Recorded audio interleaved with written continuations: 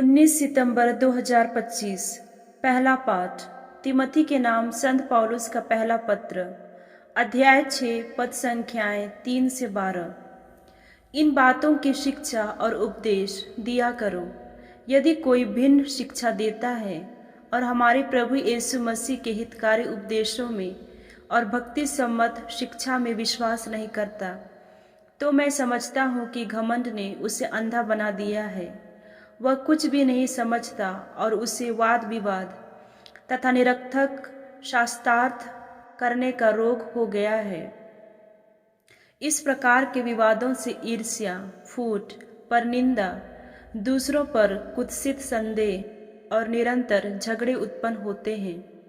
यह सब ऐसे लोगों के योग्य है जिनका मन विकृत और सत्य से वंचित हो गया है और जो यह समझते हैं कि भक्ति से लाभ मिलना चाहिए।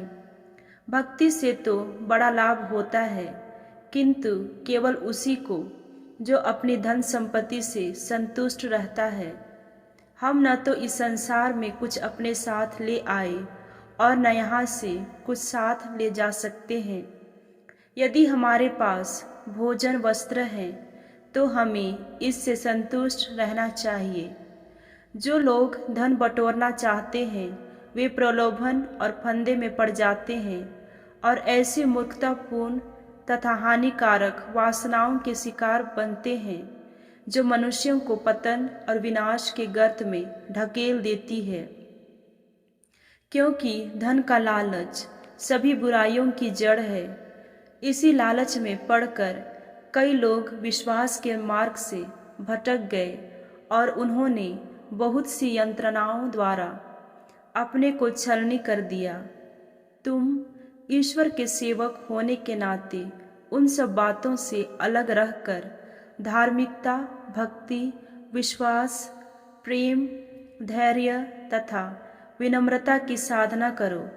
विश्वास के लिए निरंतर संघर्ष करते रहो और उस अनंत जीवन पर अधिकार प्राप्त करो जिसके लिए तुम बुलाए गए हो और जिसके विषय में तुमने बहुत से लोगों के सामने अपने विश्वास का उत्तम साक्ष्य दिया है।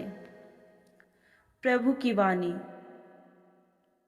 संत लूकस के अनुसार पवित्र सुसमाचार, अध्याय 8, पद संख्याएं 1 से 3।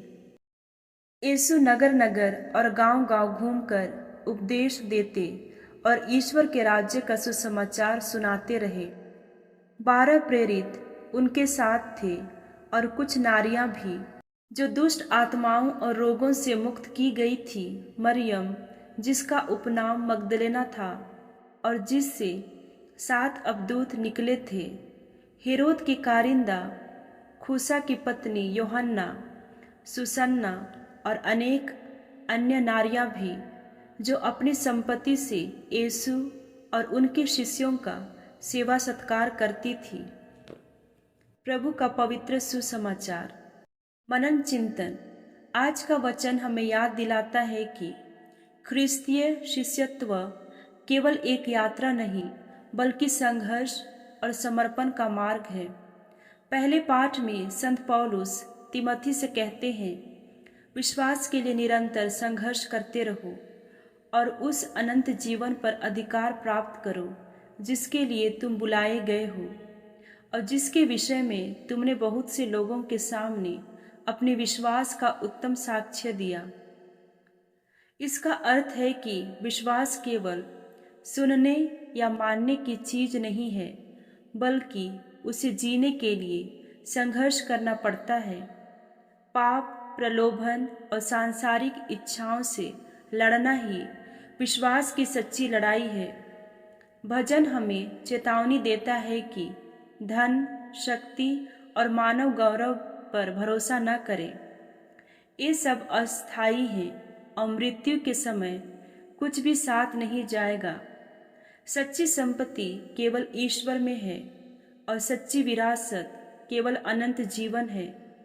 सुसमाचार में हम देखते हैं कि कई पवित्र स्त्रियां, मरियम मगदलेना, योहन्ना, सुसन्ना और अन्य प्रभु यीशु का अनुसरण करती रही और अपने संसाधनों से उनकी सेवा की।